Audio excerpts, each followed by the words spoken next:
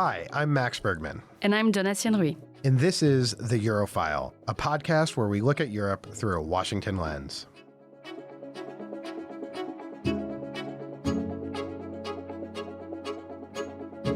Welcome to another episode of The Eurofile. First, we will discuss Ursula von der Leyen being confirmed in the European Parliament for a second 5-year term as Commission President. Then we will cover the Hungarian presidency of the Council of the European Union. And lastly, we will talk about what the dramatic news here in Washington of President Biden's decision to not run for re-election in November potentially means for Europe. Then we will turn to a conversation with Chris Johnstone, Senior Advisor and Japan Chair here at CSIS, to discuss his and my recent report titled Europe's Security Role in the Indo-Pacific, Making It Meaningful. It is a fantastic report, if I do say so myself. We hope you enjoy the show.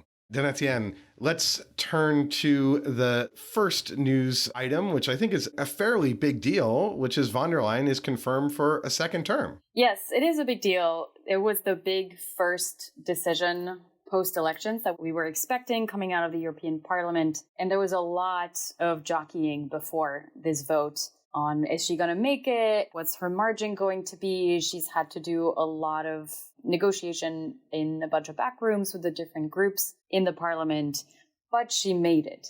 And she made it with a pretty good margin. So she won 401 votes out of 707 members who were present. Full number of the parliament is 720. And she needed 360. So she has a 41 vote margin, which is very healthy. We don't know, as a reminder to our listeners, the votes are anonymous, which is a fun quirk of the European Parliament. It's crazy. Max really has a problem with that. In this transparent European Union, that members of Parliament would just vote secret ballot for probably the most important act that they actually do as members of the European Parliament is fairly nuts. Sure. You could imagine the initial idea for it was to take potentially unhelpful and unhealthy politics out of it, but if you want to make it a real parliament with a political bent, have to happen. But for now, what we do know is roughly which groups voted for her. We know that the majority of the EPP, her own political group, the S&D, the Socialists, and Renew, the Liberals, large majorities voted for her, and she got a good amount of the Greens as well. She didn't really get the far right. A lot of conversations revolved around that before the vote as well, but it turned out she didn't need it. What's your assessment of how she got there, Max? I think this is, frankly, a pretty stunning outcome. I mean, stunning in the sense, well, okay, the weeks leading up to this vote, it seemed pretty clear she was going to be renominated and get confirmed. But 6 weeks ago, 2 months ago, 3 months ago, 4 months ago, all that everyone's talking about in European politics is the rise of the far right. Oh my God, what does it mean? I think the presumption was that von der Leyen was likely to get a second term, but she was going to have to really lean in a more rightward direction. And perhaps in doing so, at least this was, I think kind of my assessment is that if their far right was sort of more prevalent and the center kind of didn't hold, then Europe was effectively going to have something akin to what we have often in Washington, which is not as much as happening legislatively, and maybe the commission can act here and there where there's sort of, general consensus, but we're not going to see the European Commission, the European Parliament, the EU be this kind of legislative machine. That's not the case. The center held. She got more vote to confirm her than she did the last time. Now it was less controversial because last time she was sort of plucked from nowhere by Emmanuel Macron and violated the Spitzenkandidaten process, i.e. the lead party's person would become the nominee to be commission president. Getting to what does this mean? Well, in her kind of generic, very general speech before she gets confirmed, and obviously she's not trying to anger anyone. She wants everyone to vote for her. She said a few, I think, interesting things or interesting signals. So I think what's pretty clear is that the European Commission is going to focus a lot on trying to increase economic competitiveness. Mario Draghi is going to come out with a report. Enrico Letta, another former Italian prime minister, already came out with a report. But this is going to be a major topic for her next commission. And it's a big deal. There's a lot to talk about. Capital markets union, potential fiscal union being discussed.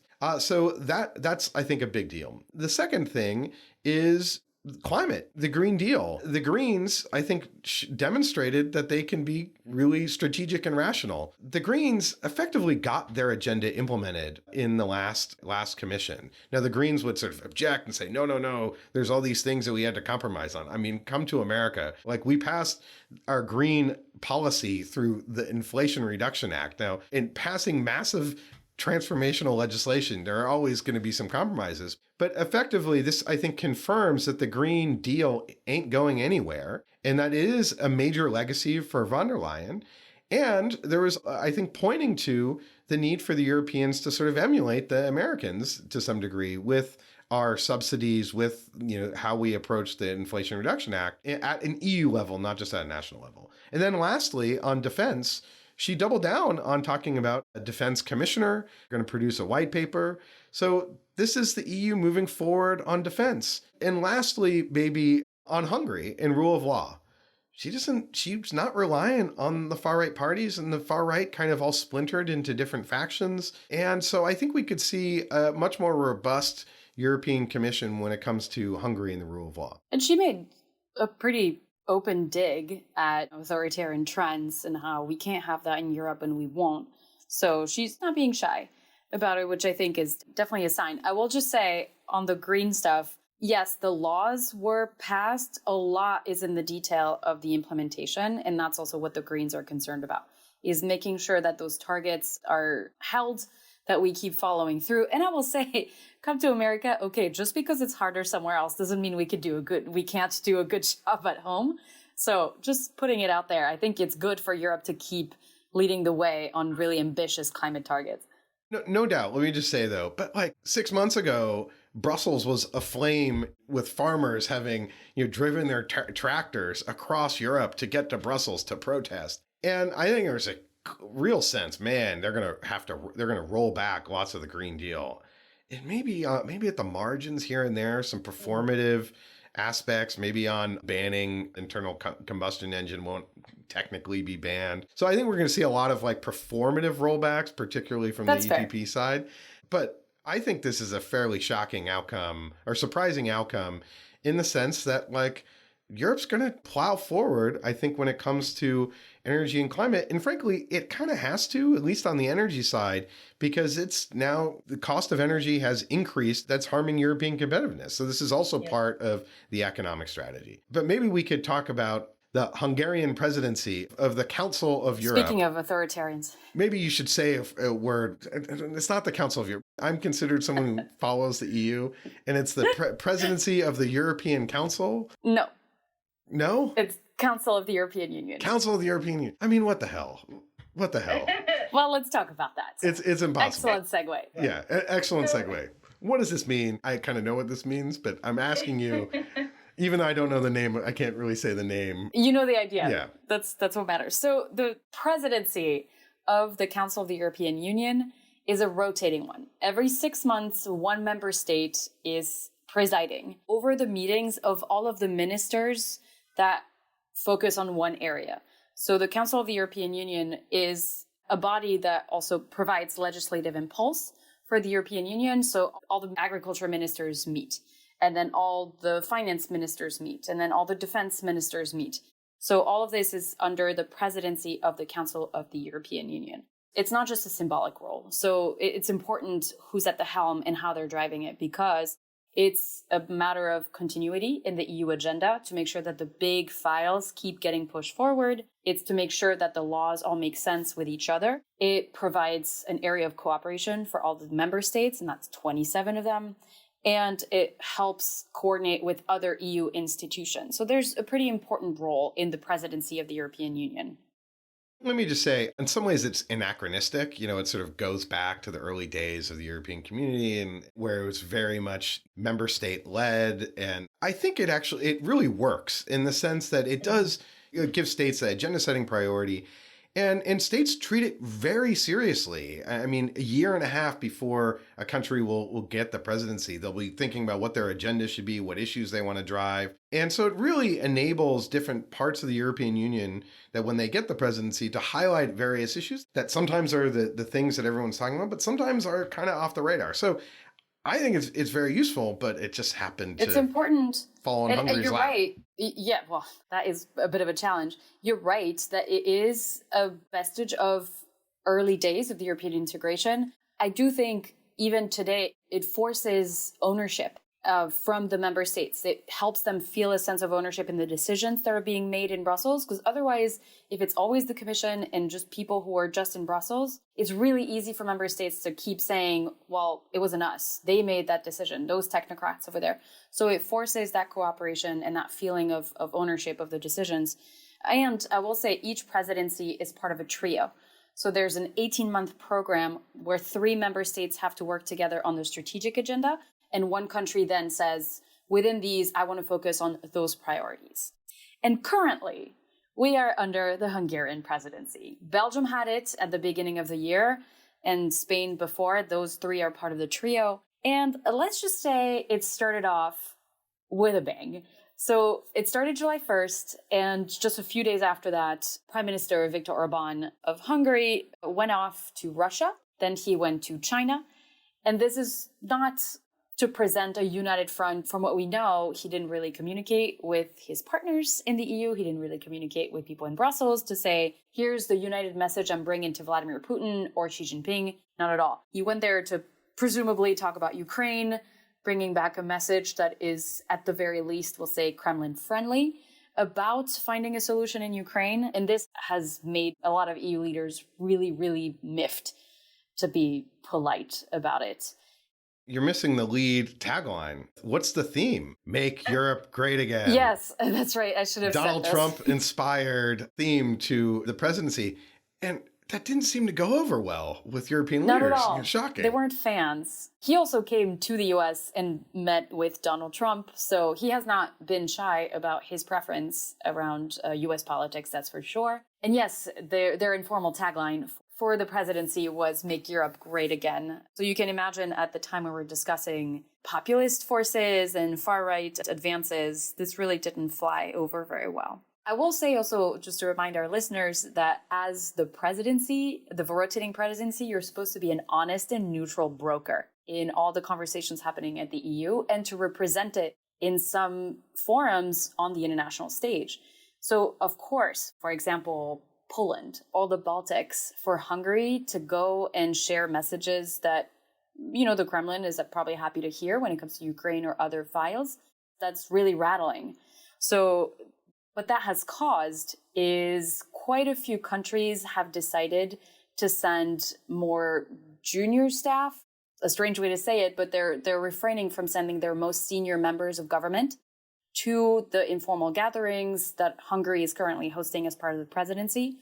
And that means its agenda is stalled. That means those high-level contacts that need to be happening during the presidency are not happening. Now, it's the summer. It's not like those meetings are the most important, but it's unlikely to get better because Viktor Orban, as we know, has a tendency to dig in his heels, and the people around him are the same. So I think we're looking at a very rocky presidency. We're already seeing calls to strip Hungary of its presidency, which, to my knowledge, has never happened. So we're in uncharted territory, and it's just starting to look like Hungary is going to squander its rotating presidency. People are looking at the rule book and seeing what can be done. And technically, I think it does seem that Hungary could be stripped of the presidency. The Baltic states, I think, are particularly up in arms after the trip to Moscow and Beijing. He did go to Kyiv first, but I don't think it was a great hangout. No, I don't think it was a great visit. I do wonder if, Orban could really overplay his hand here. Generally the EU, and we've talked a lot about this with Dan Kellerman, non-resident, who, is one of the most expert Hungary watchers and rule of law aficionados, but that the EU has sort of treated Hungary as this annoyance that it could effectively buy off.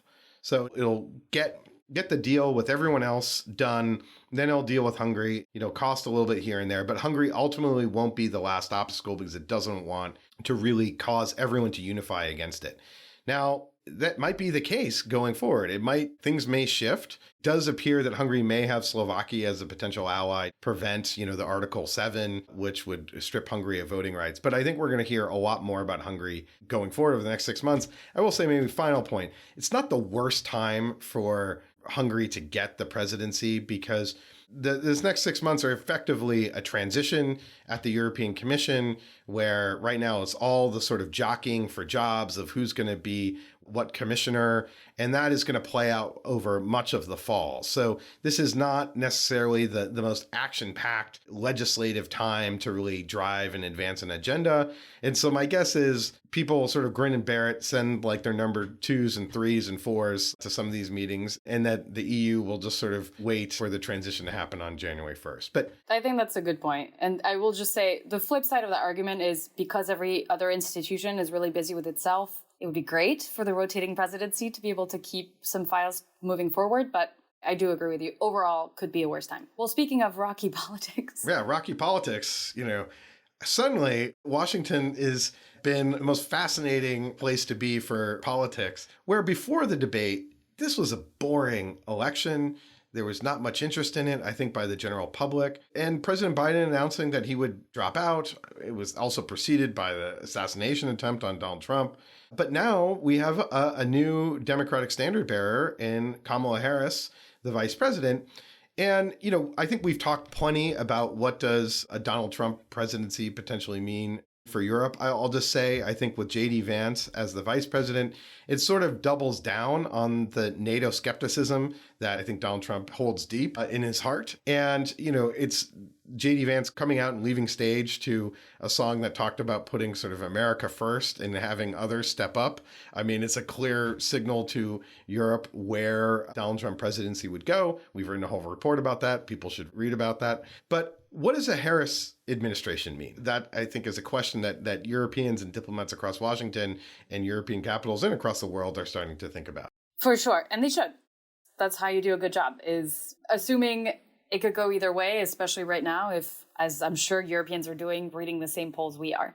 And I'll be really curious to hear your take on this, Max. But overall, from what we know, and just for people in Europe to understand, we know Harris was in the Senate before being vice president, and it's not like she was a purely domestically focused senator. She was on Homeland Security, she was on the Intel Committee as well. These are committees that are really important and that do, I think, help senators think strategically about what's happening in the world. We do know also from her prosecutorial background, she is likely to want to live her domestic values on the international stage when it comes to human rights and international law, things like that. For Europe, my understanding of it is probably a lot of continuity when it comes to supporting European partners, still making sure that they do their fair share, but definitely being very pro-Europe overall, supporting NATO very strongly. She's been to Munich Security Conference a couple times. She was the one who was sent to France in 2021 after AUKUS, when the French were up in arms, let's say, and really needed some reassurance. So she's had that experience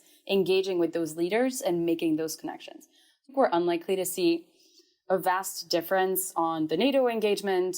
On the EU, I think we'll see similar positive engagement.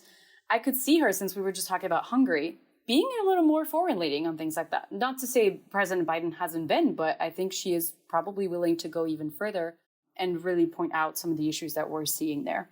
Important to point out, too, for European audience, that her national security advisor is Phil Gordon, who was Assistant Secretary of State for Europe for a while. So this is someone who has this natural understanding or professional understanding of the region. So I think that's an interesting sign for Europe. But what's your takes? I think you hit some of the points. I think, look, anyone looking for, what are Harris's sort of deep background on foreign policy has sort of gotten spoiled in some ways by having a new president of Joe Biden, someone that probably had the most foreign policy experience in the history of anyone taking the office of the presidency, both as head of Senate Foreign Relations Committee for a very long time, and then as vice president for 8 years, where he acted as kind of a shadow secretary of state. Harris has definitely been exposed to foreign policy because of her role in the Senate Intel Committee, which was focused on the Russia investigation, Russian interference in the 2016 election. So I think, all the Ukraine watchers, she's well aware of Vladimir Putin's malign intentions and actions and willingness to interfere in our political systems and society. So I think that's important. As you note, she's been doing the diplomacy. The role of vice president now is to sort of, carry the water on a lot of the diplomatic efforts. I do think that the jury is sort of out, right? In some ways, it sort of reminds me a little bit of Barack Obama coming into office, with the big exception of that 2008 was really a foreign policy election until the economy collapsed in September. But it was about Iraq and Afghanistan and John McCain's foreign policy positions and history. Obama had to really articulate a sort of deep vision of the world, of engaging Iran. And Harris didn't really have to do that in 2019 when she ran for president. So I think, a lot of this will be figured out. And I think what will happen is that we'll probably have a president initially whose major focus is on domestic policy, and then over time becomes more foreign policy focused if she were to win. I do think that for Europe, though, this may represent a kind of generational turning of the page in a way that will make Europe a little uneasy.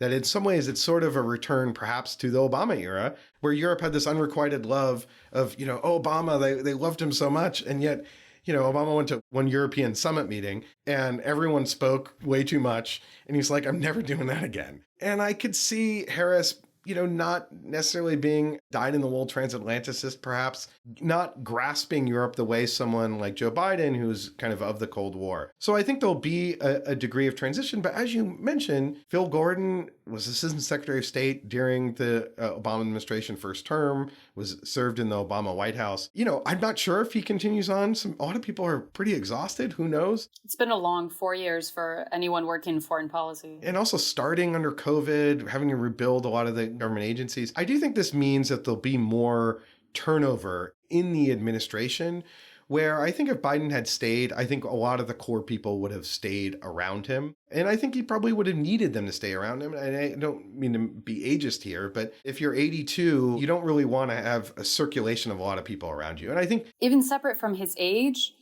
these are people who have been around him for 20 years, 30 years for some. There's a melding of the minds that happens at that time where even if you're 82, 62, these are people you want to keep working with because you trust them. Now, obviously, the question is how long they can keep working, because it is a grueling kind of job. But we know for a fact that Jake Sullivan, Tony Blinken, these are Biden's people, and they're very unlikely to be there if it's a Harris administration. Well, I don't know about unlikely. I think it just might be some of the roles may shift. Does this mean that Ambassador Julie Smith, ambassador to NATO and former CSIS alum, will not be confirmed as Undersecretary of State for Political Affairs? I don't think so. I think she will, they'll continue to put her forward, and I think she would serve in a Harris administration just fine. Perhaps maybe without the same rapport that she may have had with President Biden. But I think a lot of this remains to be seen. It'll be up to Harris to kind of decide. But I think in general, look, Democrats are committed to multilateralism as a concept and allies as a concept. And President Biden made clear that NATO is sort of a key part of his legacy in some ways, which is great. On the other hand, NATO has become a little bit more politicized than I think one would have hoped, especially given the debate and Trump's opposition. But in general, I think what a Harris administration means is a little bit of a turning of the page, but a lot of continuity. And maybe we're sort of returning a little bit back where Europe is not the first focus of American foreign policy. In fact, probably isn't already, despite the war in Ukraine. I mean, it's the clear attention is on Asia, and that I think will continue. But with that, I think we'll close and we'll shift to our conversation with Chris Johnstone.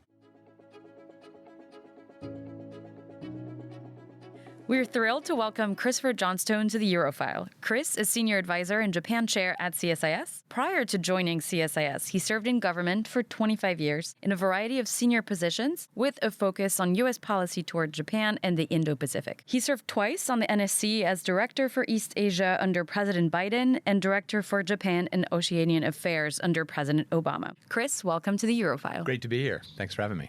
So, Max and Chris, let's start first with what led to the report that you published, which is titled Europe's Security Role in the Indo-Pacific, Making It Meaningful. How did you come up with this idea?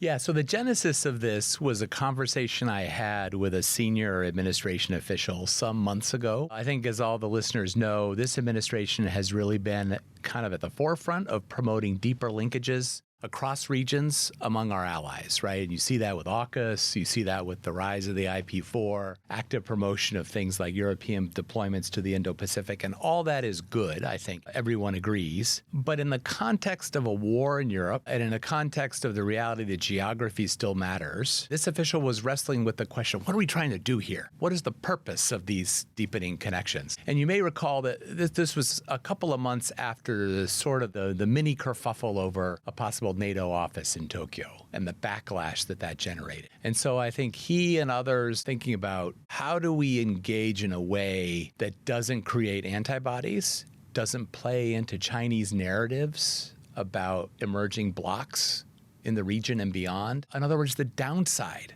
of cross-regional linkages. How do we mitigate that and build on the good stuff? That was the question he was wrestling with and prompted the work that Max and I have tried to do. Yeah, I think the only thing I'd add is I think the administration came in very focused on getting Europe to think more about China, about Asia. And you saw this with Tony Blinken's first speech at NATO headquarters in March of 2021, where he mentioned China more than 10 times, but Russia less than 5, right? So there's, hey, NATO, you need to focus on the Indo-Pacific, but then the war breaks out a year later. So what are we actually asking the Europeans militarily or from a security lens to do? And that's what this report tries to address.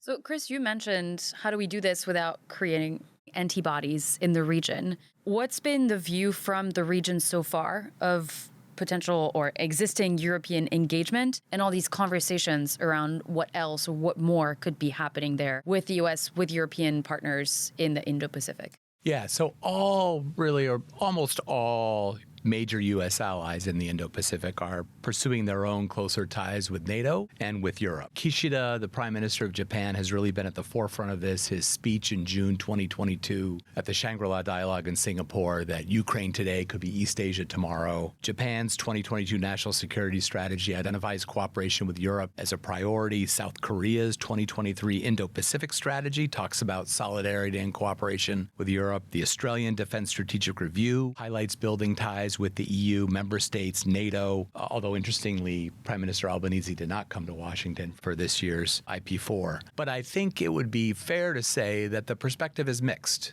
elsewhere in the region. When you look at Southeast Asia, when you look at the Pacific Islands, certainly there's a welcoming of European engagement, but there's a deep-seated wariness about formalizing it. There's, of course, things like the five-power defense arrangement that exists already. But again, this idea of eager to avoid the appearance of the region dividing into blocs. You get that from Indonesia, you get that from Singapore, you get that from Malaysia, others. And so that colors, I think, also how even countries like Japan, how far they want to take the institutionalization. So I think the bottom line is European engagement in Indo-Pacific security is seen as a good thing, but how it's done, where it's done, through what mechanisms is really important. And that's part of what we try to talk about in this report. Despite this wariness, we have seen several partners in the Indo-Pacific be pretty forward-leaning on things like Ukraine that matter very deeply to European allies, to the United States, to this administration in particular. So it's definitely a bit of a mixed picture. But Max, I'm curious about the flip side of this. From the European side, what have we seen so far? What are the conversations around what the right role would be for European allies and partners? Europe is sort of split. On the one hand, they sort of think about NATO. NATO prioritizes what the United States prioritizes. So there's a reason why NATO didn't go into the Sahel. It was the EU and it was France because the United States didn't really care all that much. But then NATO goes to Afghanistan. NATO, created a mission in Iraq because Donald Trump had sort of pushed it to be there. So I think if the United States sent a clear signal, we want NATO in the Indo-Pacific, it would go there. The question is, what does Europe have to contribute? Europe does have ships and submarines and air power. So there are assets, but then you have to think about the Russia threat. What is more helpful to the United States? To deplete European security further by bringing assets into the Indo-Pacific, or for Europe to really focus on deterring Russia? Now, this doesn't mean that countries like the UK and France can't play an important role. France, of course, has French territories in the Indo-Pacific. UK is there and AUKUS. It's not that Europe shouldn't be there, but really the idea of bringing NATO into the Indo-Pacific, I think, doesn't really make any sense. And, when one of the most interesting parts is we held discussions, private roundtables, and we brought a lot of the Asia hands. Europe hands are like, yeah, it's NATO, uber alles, NATO should be everywhere. And the Asia hands are like, well, why would we want to make more multilateral confusion when, seeing NATO's role in Afghanistan, and it's not necessarily this sort of clear singular force, right? And there's going to be a lot of multilateral coordination that already has to occur at Indo-PACOM in Honolulu and Pearl Harbor. with our Asian allies. So then to add the kind of NATO complexity, it just may not make a lot of sense. And so I think the general theme here is that Europe should focus on deterring Russia, and then we'll sort of see what Europe can provide from a hard power perspective in deterring China. Basically, where Max and I come down is NATO has a role to play in Brussels. So bring Indo-Pacific partners, the EIP4 first and foremost, maybe even look to expand that group, include the Philippines if they're interested in joining, but keep it in Brussels and in Washington. Keep it focused on information sharing, standard setting, sort of threat perception, convergence. These are the areas where NATO can play an important role, but don't try to bring a NATO to the Indo-Pacific. That's not the right vehicle. Other mechanisms, bilateral, minilateral, small groupings of European partners, sure, focused in specific ways. And to build on Max's point, when we contemplate deterrence in the Indo-Pacific, the implications of a conflict with China over Taiwan or in the South China Sea, the drain on U.S. resources that would represent is just hard to get your head around. So the principal thing we argue is that Europe should be focused on sustaining deterrence in Europe to free up more U.S. flexibility to deal with a crisis in the Indo-Pacific if it happens. This is not the argument that you hear about the U.S. should prioritize the Indo-Pacific over Europe. That's not what we're saying. But we are saying that Europe should be focused on filling gaps so that the U.S. has better flexibility to bring to bear in the Indo-Pacific if and when that time comes. Yeah, and it strikes me as in practice, it's not a deprioritization of Europe. It's a reinvigoration of the idea of alliance and true partnership, which is my partner needs to be focusing over there. Let me see what I can do to free up their resources over here, which is where I care about the most. I here being European partners, obviously. There's been so many conversations. Max, your team has also done a ton of work on capabilities just in Europe, which is currently in question.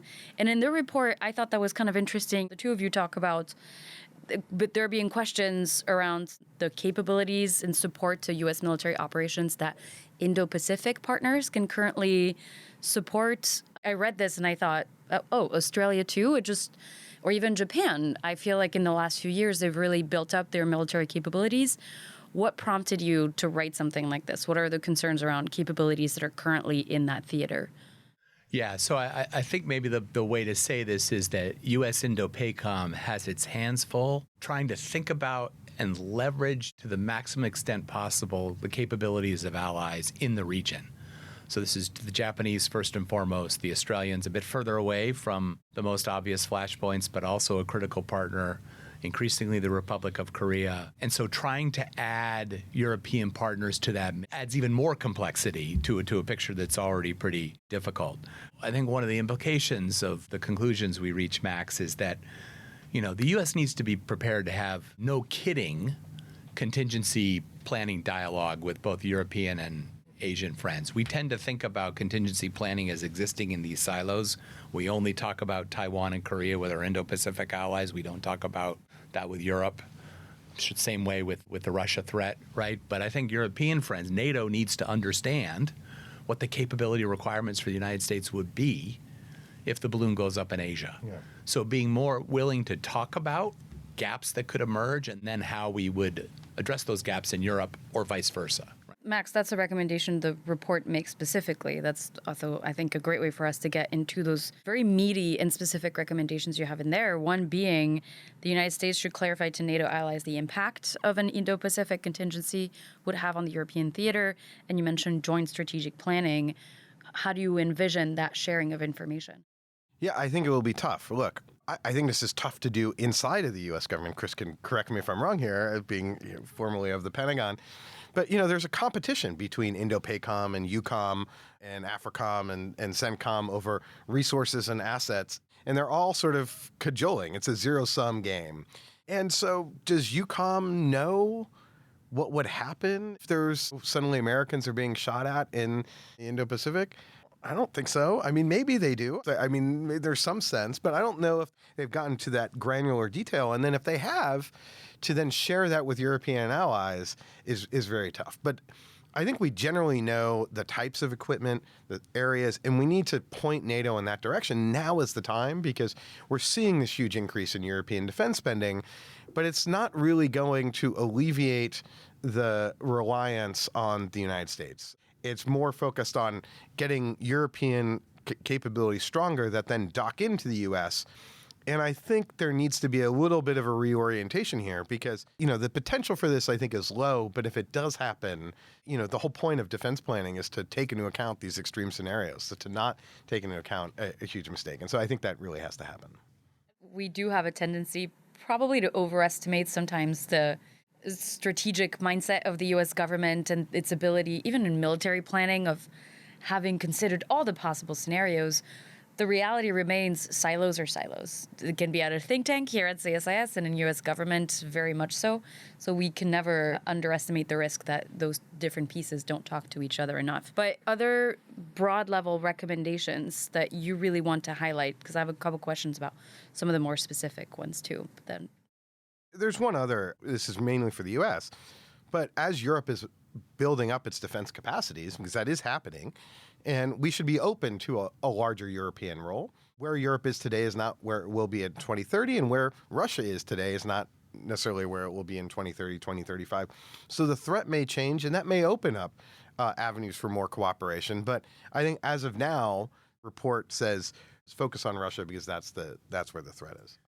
But to build on Max's point, I think that's exactly right. We shouldn't just be focused on what can Europe bring to the table today. We should leave a path toward a larger role in the future. And so that gets to things like the recommendation we make in the report to expand European partner ties with Indo-PACOM. Right now, only the British and the French, as I understand it, have liaison officers there.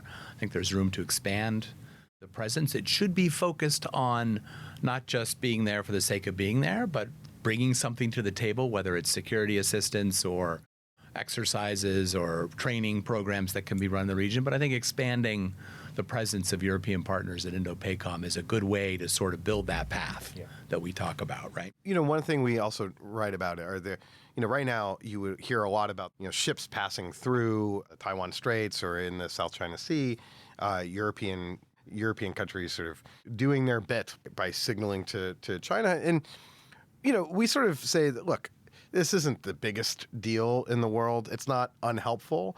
But what might be more helpful is to actually link this sort of military signaling to what would actually be Europe's major role in a contingency, and that's its economic power. And that means at the EU level. And so perhaps an EU naval mission, which they've do to counter piracy, the coast of Somalia and also in the Gulf of Guinea, where the EU basically is coordinating and ships are then traversing with an EU flag, then connects that both economic power that the European Union has with this military signaling. That's one recommendation we put. And to build on that, when deployments by European partners to the Indo-Pacific do happen, it's my very strong view that these should be presence with a purpose, right? And to be fair, it's often the case that, for example, the Brits, when they send naval deployments to the region, they'll conduct a Taiwan Strait transit. But freedom of navigation operations, the Taiwan Strait transits, things that affirm larger goals that we all have to uphold the law of the sea, rules and norms in the maritime space, pushing back on Chinese maritime claims. So deployments should be accompanied by operations with a purpose. Otherwise, it's nice to be present periodically, but it has no real impact on the security environment. And to me, beyond the great strategic intellectual exercise of the report, those 2 points are really big values in this report. One is there are times maybe where presence for the sake of presence has been valuable. This is not one of those situations. So really stating the purpose and making and helping all our European allies, but also Indo-Pacific allies understand that purpose is really where we are now. And two, I think you did a great job linking this presence to EU concerns as well, which on the economic front is where it would happen for European partners. The report really highlights how if there was a problem on the economic side with shipping lanes, et cetera, the EU would be the one stepping in. It wouldn't be NATO and unlikely to be a smattering of individual EU members. So that connection, I think, is really valuable and very easily laid out in the report. Maybe to close, I want to be able to focus as well on some of the more underappreciated aspects of the report that you laid out. As I said, there's a lot of media recommendations, but I'm curious also how you came to think about things like considering the Baltic and the South China Seas as fairly similar environments and the shared knowledge that can happen here. I mean, obviously the naval mission is part of that as well, but there's really interesting underappreciated aspects that I think we should talk about. So the Baltic and South China Seas, on the one hand, one's kind of cold, one's kind of warm, but they're both very shallow bodies of water where you have a large revisionist power that is, asserting itself and violating the exclusive economic zones of countries, violating the airspace. So there's probably a lot of lessons learned that could be shared between our Filipino partners, the Vietnamese, with then countries in the Baltic, the Swedes, the Finns, the Danes, the Poles.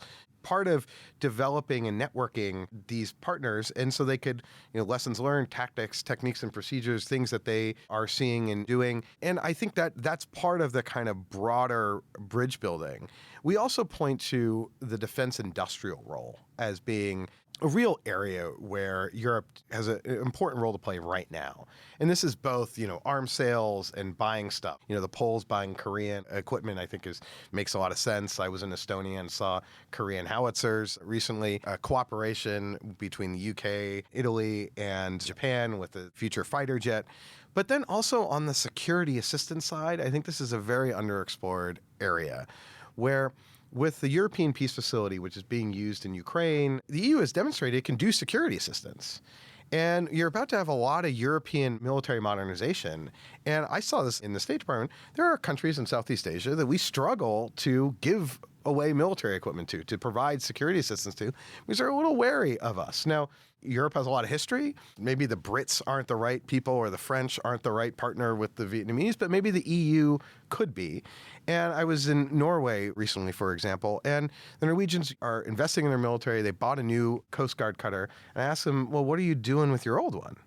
And they're like, we're probably going to, sort of sell it off. And that's fairly common. But in the U.S., what we do is we give it away. And that becomes sort of the backbone of the Philippines Navy and also now in Vietnam. So there's real potential as Europe modernizes to provide more security assistance and develop those mill-to-mill ties with countries in Southeast Asia or other Asian partners. Yeah, I would just build on that. Having spent a few years in the Pentagon kind of overseeing U.S. DoD security assistance programs in Southeast Asia, I mean, the needs are vast. Right, we think about the Philippines, Vietnam, Malaysia, Indonesia, maritime domain awareness, patrol boats, ISR capabilities, all this non-kinetic, right? This is all sort of enabling countries to be more aware of what's going on in their territorial waters and their EEZs, which are huge, right? And there are these structures at Indo-PACOM where we attempt to coordinate this stuff to some extent with partners, but I think there is definitely a seat at the table there for European friends and an opportunity to work together to sort of support capabilities that advance shared goals. Well, I think that's a great way to leave it. Congratulations to both of you for an excellent report, which, once again, for our listeners, the title is Europe's Security Role in the Indo-Pacific, Making It Meaningful. We'll put that in the show notes. Chris, thanks so much for joining the Eurofile. We'll hope to have you back again. And this, I think, reinforces how important it is for Europe hands and Asia hands to keep talking to each other. Great to be here. Thanks. That's it for today's episode. As always, if you enjoyed the show, please subscribe and leave us a review wherever you get your podcasts. You may also be interested in our sister podcast, Russian Roulette, which covers the latest on Vladimir Putin's Russia and the ongoing war in Ukraine. As mentioned during the interview, please make sure to check out Max and Chris's recent policy brief titled Europe's Security Role in the Indo-Pacific, Making It Meaningful. It's linked in the episode description. Our thanks to our producer, Sean Falk, and to Otto Svensson for coordinating and researching this episode. We'll be back soon with another assessment of Europe through a Washington lens. Until next time.